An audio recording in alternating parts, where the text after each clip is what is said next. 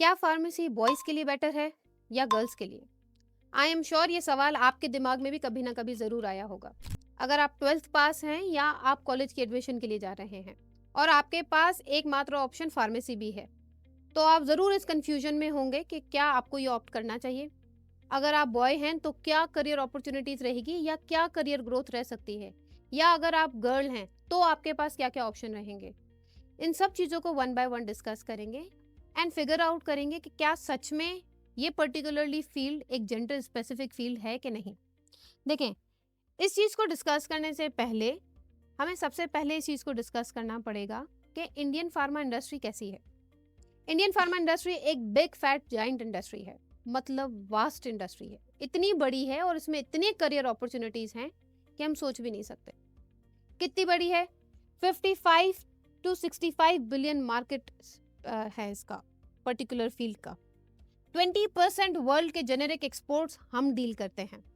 उसके अलावा 1.7 से 2% तक हमारा इंडियन जीडीपी में कंट्रीब्यूशन है एंड अपार्ट फ्रॉम दैट हम 200 प्लस कंट्रीज को एक्सपोर्ट भी करते हैं।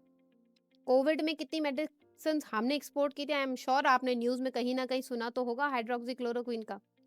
उस टाइमिंग में हम इकलौते ऐसे इंपॉर्टेंट एक्सपोर्टर थे। तो ऐसे बहुत से एक्सपीरियंसेस हैं जो फार्मा इंडस्ट्री ने फेस किए हैं। अगर हम फार्मा इंडस्ट्री की ग्रोथ की बात करें तो आफ्टर 2018 या इवन आई वुड से 2014 के बाद ही वो ग्रोथ पर थी।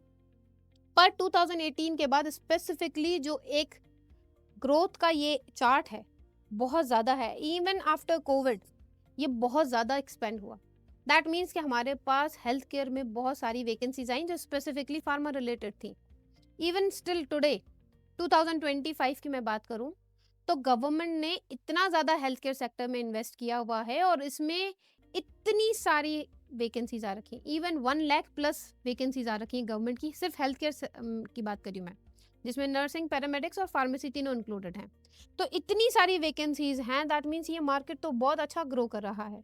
तो इस पर्टिकुलर ग्रोथ में हमारे पास कितनी करियर अपॉर्चुनिटीज होंगी? बहुत सारी, और नई नई फील्ड्स भी आ रही होंगी। इनमें कुछ इमर्जिंग जो अपॉर्चुनिटीज हैं जैसे biotechnology and biosimilars, pharmacovigilance and drug safety, dealing with adverse effect of the drugs, then clinical research and trials. ये तो बहुत ज़्यादा आजकल न्यूज़ में भी आपने कई बार सुना होगा कि उस वैक्सीन के क्लिनिकल ट्रायल्स हो रहे हैं या उस पर्टिकुलर मेडिसिन के क्लिनिकल ट्रायल्स हो रहे हैं। तो ड्रग सेफ्टी को टेस्ट करना ये तो बहुत ज़्यादा एक अच्छा ऑप्शन है। Digital health and AI in pharma, ये तो एआई का ज़माना है। एआई ने लगभग हर फील्ड को कैप्चर कर रखा है, तो फार्मा कैसे पीछे रह सकता है? एआई भी फार्मा में इंट्रोड्यूस हो चुका है एंड उसके अलावा अच्छे से छोटे मोटे pharma startups and even e pharmacies are also an option.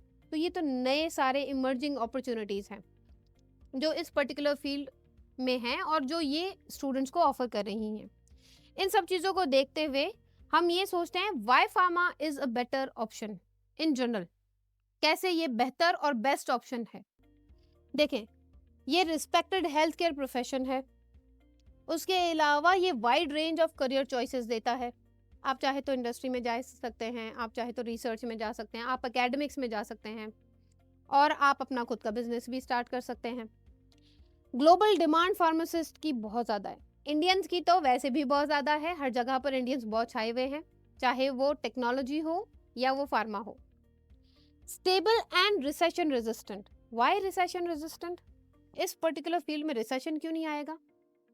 सीधी सी बात है, जब बीमारियां ही कहीं नहीं जाने वाली और उन बीमारियों की ट्रीटमेंट बिना दवाइयों के तो होने नहीं वाली, तो फिर रिसेशन कैसे आ सकता है? कभी भी नहीं आएगा।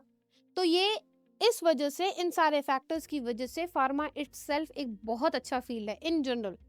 अब हम बात कर लेते हैं क्या ये लड़कियों के लिए बेटर ऑप्शन है। देखें, being a girl my self, जब मैं फार्मा में जाने वाली थी, I had the similar thoughts. कहीं ना कहीं मुझे लगा कि मेरी करियर ग्रोथ रुक जाएगी and I will not have many options, क्योंकि कुछ हद तक मेरे माइंड में था फार्मा मींस केमिस्ट शॉप। तो ये माइंडसेट के साथ जब मैं इस पर्टिकुलर फील्ड में एंटर हुई और जब मैंने एजुकेशन लिया तो it completely changed my mind.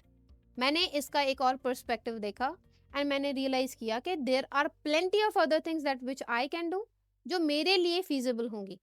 जैसे देखें, ये एक safe and respected flexible career option देने वाला पर्टिकुलर फील्ड है। फ्लेक्सिबल कैसे? आप एकेडमिक्स में जा सकते हो, जैसे मैं एकेडमिक्स में हूँ, मुझे पढ़ाना अच्छा लगता है तो मेरे पास ये ऑप्शन है। अगर मुझे रिसर्च में जाना है तो मेरे पास वो ऑप्शन भी है। अगर मुझे इंडस्ट्री में जाना है तो मेरे पास वो ऑप्शन भी है। तो ये आपको फ्लेक्सिबिलिटी देता है। हॉस्पिटल में, रेगुलेटरी अफेयर्स में, टीचिंग में एंड राइटिंग में भी इसके ऑप्शंस हैं। You can opt for those also. Work life balance ये एक बहुत अच्छा देता है। Why work life balance? क्योंकि 9 to 5 टाइप की जॉब होती है, फिक्स्ड वर्किंग आवर्स होते हैं, एक पर्टिकुलर शिफ्ट होती है, उसी में आपको काम करना है। और गर्ल्स के लिए एक अच्छा ऑप्शन है। क्यों गर्ल्स के लिए अच्छा ऑप्शन है ये? क्योंकि गर्ल्स को फैमिली टाइम देना ही होता है। हमारी सोसाइटी में ये तो बहुत कॉमन चीज़ है। गर्ल्स से ये एक्सपेक्टेशंस हैं कि they spend more time with families, and उसमें कुछ गलत नहीं है। Being a girl myself, I even enjoy giving my time to my family. तो अगर एक वर्क लाइफ बैलेंस अगर आपको एडिशनल मिलता है तो बुरा क्या है उसमें? इसमें फिजिकल डिमांड कम है क्योंकि पेशेंट डीलिंग इन्वॉल्व है। पेशेंट केयर ज़्यादा हैक्टिक होता है, उसमें ऑब्वियसली बात है ज़्यादा मेहनत है। पेशेंट डीलिंग में आपको कोई फिजिकल स्ट्रेस नहीं है। देयरफॉर गर्ल्स के लिए तो ये आइडियल हो गया एक तरीके से। अब अगर देखें, ये बॉयज़ के लिए ज़्यादा बेटर ऑप्शन क्यों है? इंडस्ट्रियल रोल्स हैं इसमें, प्रोडक्शन में जा सकते हैं, वो सेल्स एंड मार्केटिंग में जा सकते हैं। सेल्स एंड मार्केटिंग में बहुत ज़्यादा घूमना पड़ता है, बहुत ज़्यादा ट्रैवलिंग करनी पड़ती है, एंड हाई मोबिलिटी की जितनी भी जॉब्स होती हैं वो बॉयज़ के लिए ज़्यादा कन्वीनियंट होती हैं। ऐसा नहीं है कि ये गर्ल्स के लिए कन्वीनियंट नहीं है, पर देन अगर देखा जाए तो कंपैरिजन करें तो बॉयज़ इस चीज़ को ज़्यादा इजीली ऑप्ट कर लेते हैं, उनको ये फीजिबल लगता है। वो खुद बिजनेस ओनर्स बन सकते हैं, खुद का बिजनेस स्टार्ट कर सकते हैं, डिस्ट्रीब्यूशन चेन्स रन कर सकते हैं, एंड लास्टली ग्लोबल अपॉर्चुनिटीज़ भी हैं। तो ये सारे ऑप्शंस को माइंड में रखते हुए अगर मैं देखूं तो शायद करियर ऑप्शंस ना गर्ल्स के पास कम है ना बॉयज़ के पास कम है। अब दोनों को एक बार कंपेयर कर लेते हैं कि क्या चीज़ क्या है, किसके लिए ज़्यादा बेटर है। देखिए, स्टेबिलिटी तो दोनों को ही चाहिए, तो जब इतने सारे वास्ट करियर ऑप्शंस होते हैं तो आपको स्टेबिलिटी तो मिलनी है। फ्लैक्सिबिलिटी है क्योंकि इतने सारे, अगेन जिस भी फील्ड में जाना चाहो किसी में भी जा सकते हो। आपने बैचलर्स किया, आप रिसर्च में भी जा सकते हो, आप टीचिंग में भी जा सकते हो, आप अपना बिजनेस भी स्टार्ट कर सकते हो। तो ये फ्लेक्सिबिलिटी है। आप एंटरप्रेन्योरशिप कर सकते हो, बॉयज़ के लिए ज़्यादा इजी ऑप्शन है। टीचिंग, रिसर्च कोई भी जा सकता है, दोनों ही जा सकते हैं। तो ऑब्वियसली बात है, ये फ्लेक्सिबिलिटी अवेलेबल होना ज़रूरी है। वर्क लाइफ बैलेंस होना is good even for both, I would say. तो गर्ल्स और बॉयज़ की अगर मैं बात करूँ और फार्मा के पर्सपेक्टिव से बात करूं तो ये एक पर्टिकुलरली जेंडर न्यूट्रल प्रोफेशन है, किसी एक पर्टिकुलर जेंडर से रिलेटेड नहीं है। दोनों के लिए ही इक्वल और अच्छी अपॉर्चुनिटीज़ हैं।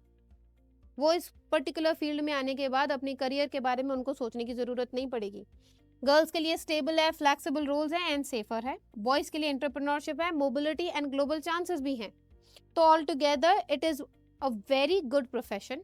If you want to opt for a career तो pharma is a very best option. आपको वैरायटी मिलेगी and you are going to have much growth that you require in your life.